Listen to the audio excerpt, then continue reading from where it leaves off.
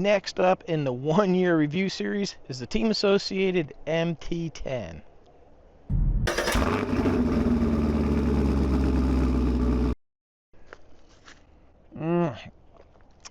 Gotta have it. Hello everyone, welcome back to the channel. That's right, time to do the 1-year review on the MT10.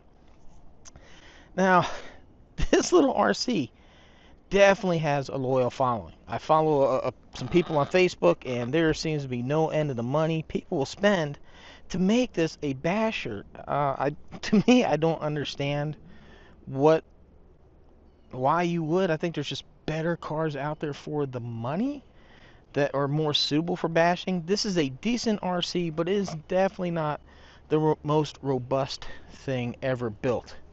The body is one of the very sore subjects here. Right back here, this body piece just will get shredded. I use some ARMA hood mounts back here. Put it back here. They stick up a good bit past, so if we do end up, it'll protect that. We got the Garage Life RC roof skids as well, and you know, the old shoe goo and drywall, and also has some foam here to help protect it from punching through these extremely small body mounts. Now this is one part that I find just absolutely aggravating and just beyond stupid that they did, is that you have the shock tower braces here, you got your body mounts here, and then the body mounts are held in with pins. I've already lost the pins and a body mount, so you'll see little dabs of hot glue here where I got that, trying to hold all that in. I also changed, or actually right there, that body mount's hot glued in. These I put like ARMA body clips in because they went in extremely tight. I kind of had to force them in there, so they're not going anywhere. Now for me, I didn't experience this problem. I've seen people in the group complain about this motor mount here flexing or bending and creating gear mesh issues. Like I said, to me, I haven't had that problem, but I don't run this at a skate park. I don't do extremely big jumps with the car, so I don't know. Take it for what it is. I've heard a lot of people talk about it, but for me, I haven't had the issue, but I've seen it pop up enough that I figure I would throw it in there. So let me get the battery in here and we'll discuss some more. You guys might notice here that the fan did not come on this motor, but this is the factory Team Associated motor. This is a Castle Sidewinder ESC. I did get rid of the original ESC. Like I said, I'll talk about that more in a second. We'll go ahead and get the car up and running. I also do want to touch on I'm sorry, the wheelie bar. I did break this the very first time out as well. Hopefully you could see, but like right here, that's the very first screw hole. That's the way it comes from the factory, and to me there just isn't enough plastic back here to support that, so I put it on the second hole where it's in this heavier material right here, and there's a little bit more stuff wrapping around, and so far with it being there, I haven't broken any haven't re-broken it. So one more sip before we head out. I do want to point out one more thing too, is that we have the body pins here that go north and south. What is this? What? Uh-oh. What is that? Huh, that's weird. Anyhow, these pins that kind of go like north-south, I really like to see them go east-west, because if you flip over, you're going to slide and these pins just pop out. So I do have tethers here by ARMA put on here. This is really bizarre. Where did this... Definitely an RC car part. I don't know. Oh. I think I see it. Sway bar bracket. Alright. Ooh. Whoa. Let's talk about the ESC, and I swear if somebody mentions damn Razor RC and that stupid hack, I will block you and ban. No, I'm not going to do that, but no, I don't really need to hear about it.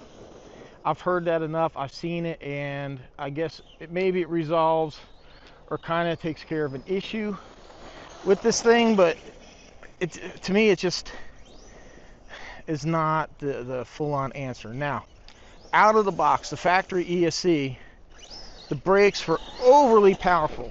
So you can see here we have pretty good management of the brakes because this ESC is tunable. This ESC, and this is the reason I swapped it, one of the biggest reasons, provides a whole lot more power.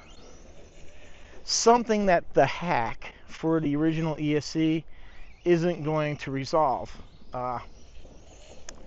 Now, anybody that's watched my channel for a minute knows I'm not big on telling you go buy this RC, go put some type of ESC in it to make it better, make it run. You know, I see that and I just kind of shake my head. It's like, go out there and enjoy it. Especially somebody goes out there and buys like something like an X-Max and they're throwing in a massive hobby wing, ooh, right off the bat, and you don't need to do that. But this car here, yeah, the ESC is absolutely horrible. Now it was a basic hobby wing. The problem is that for some reason they disabled all programming.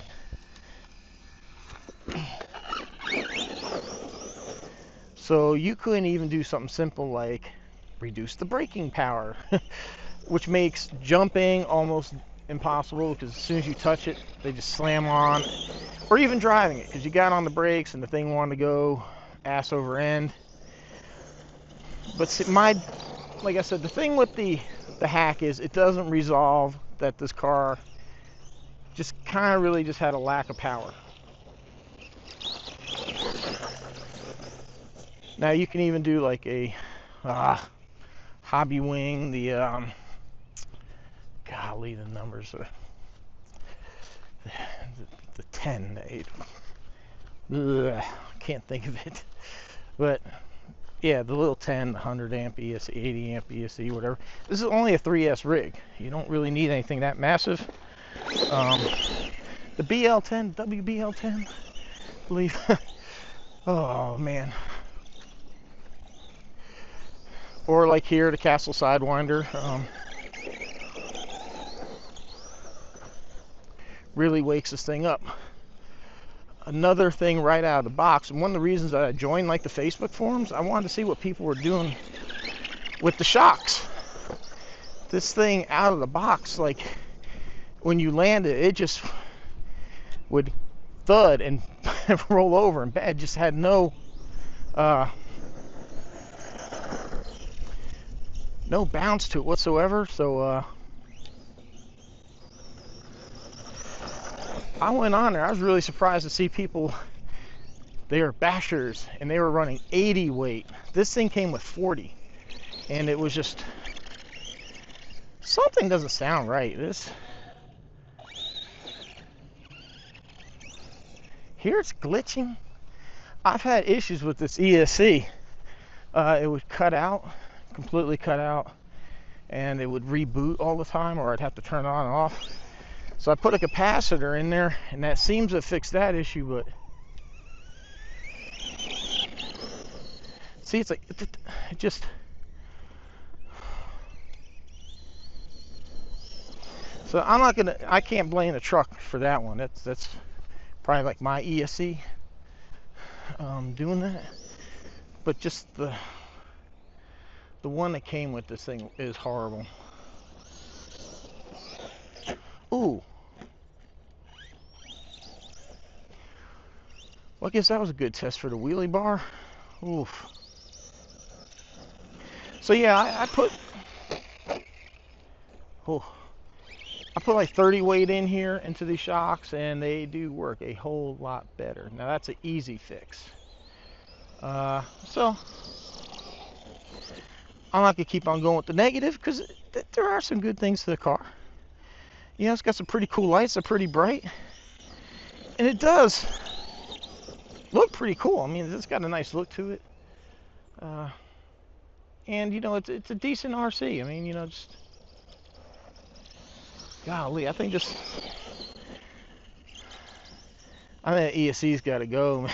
There's something really wrong with that thing. It almost sounds like a nitro, man, misfiring.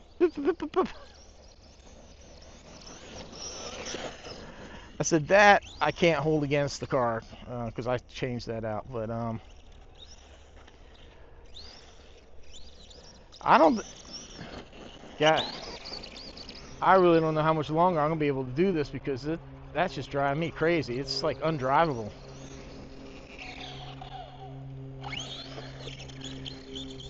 Here, it's just, it's losing power. So I mean, you could tell like it's not a battery connection, because I'm not losing lights. The lights aren't flickering, and it's not anything to do with, like somebody would say, calibrate the ESC. Come on, guys, come on. We know this basic stuff. I mean, I'm just holding it steady, and it's,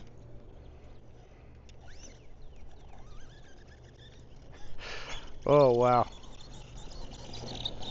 Yeah, I've had issues with this ESC before. It was just, it would cut out. If you guys watch one of my other videos, I put the capacitor in there and it cured it up, but it still sounds like there's an issue. Oh, I can't go on no more like this.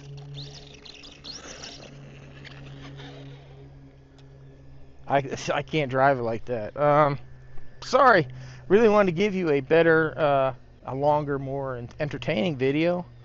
But you know, these things happen. Stuff happens. Just like the link came off. Good, that's why I carry tools and stuff, so we keep it going. But in the end, it's not a bad RC. I think for the price point, it's a little high. $340 currently right now on Tower Hobbies. Let's check the, yeah, see, since I moved that wheelie bar, that's doing a lot better. For a 3S car, I don't know. To me, the Red Cat Valkyrie, you can either get the Truggy or the monster truck, is such a way better deal and bargain than what you get with this. It's such a better built, and especially if you want to bash, if you're looking for something to catch some air and it's something that's really strong and it's 4S, that. Now, I did have issues with that one running hot. I do think it's over geared, because that thing is a rocket. It is absolutely fast. I forget what that, it's like 55, 60 miles an hour or something. I think it was about 60. It could definitely gear down, and that will reduce the heat, the load on the motor. But other than that, the Valkyrie has been solid, and I think it's a better deal overall than this. Now, it's not a bad RC. It looks great, but it does, to me, it just has more issues than I think it's worth. You know, the body being weak, it breaks through. Those body mounts are horrible. It's got a junk ESC out of the box. I mean, actually, the ESC is not bad. It's the fact that they took away the programming. Don't allow you to change it. Shock tuning, you know, I would really recommend thin it down. Even if you're bashing, I mean, look, that's 30 weight. It's still pretty stiff. But all in all, I mean, it is a good platform. If you want to make it a basher, go ahead and spend the money. I have heard people talk about like these front control arms being junk, and get the RPM arms. Again, I haven't broken these control arms. I think that's from people treating it like a hardcore basher, going out there into skate parks, smashing it into hard ground. If you're going to do that, then yeah, you're going to have to upgrade parts. If you drive it reasonably, I mean, I've jumped this car, I've run it, and I haven't broken that stuff, so either it's luck of the draw or I just don't abuse mine like some people. But the MT10, cool car. I feel like there are better options out there. This has kind of been one of my more troublesome RCs, just trying to get it to work. But that's me. I don't know. I know this RC has a very loyal following, and you know, hey, that's great. That's great. Just as long as we're in the hobby, we're having fun, that's all that matters. But like I said, I don't want to sound like totally negative on this thing, but like I said, I do feel like there's better options out there. But it's not bad. It just, you're gonna have to be prepared to put some work into it if you really want it to be kind of up to a standard. At a minimum, an ESC, do some shock tuning, the way I look at it, because it wouldn't land. I don't know how people went thicker on shock oil. You can't land it with the 40 weight that was in there. I don't see how you can do 80 weight. And maybe that's too why people are breaking the control arms. Either running that shock oil, it was so thick, it was so hard on the control arms, or they increase it to 80 weight, and that's,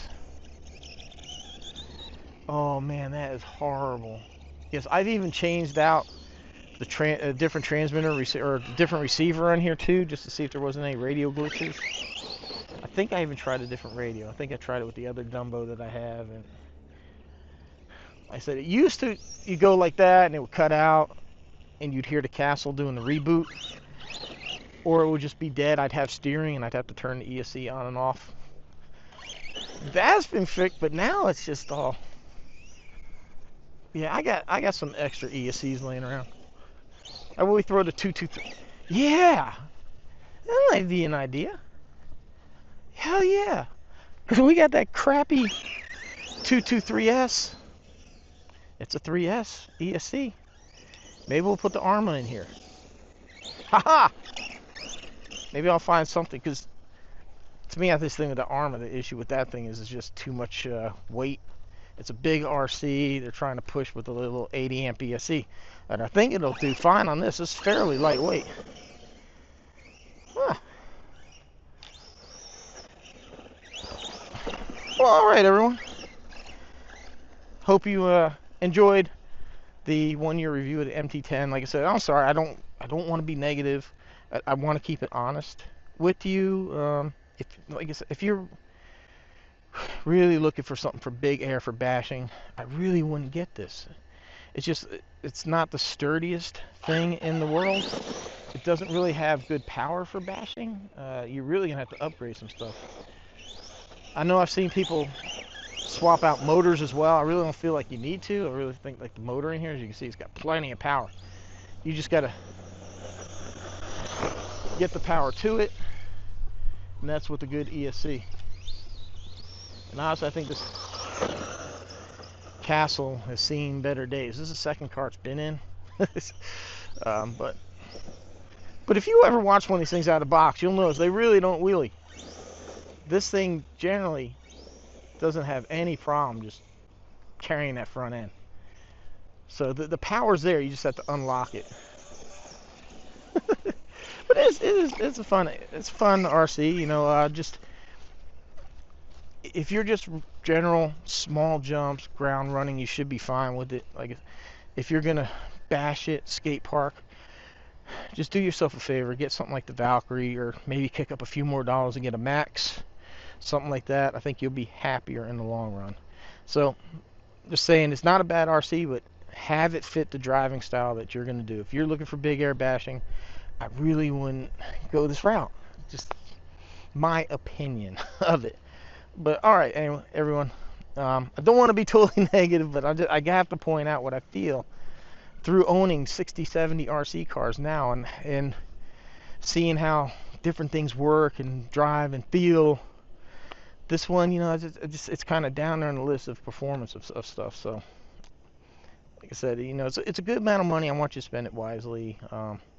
So just be aware if you do want to get it. It's not a bad RC, but all right, everyone. I hope you enjoyed the 1-year review on the MT10. Thanks for watching. See you next.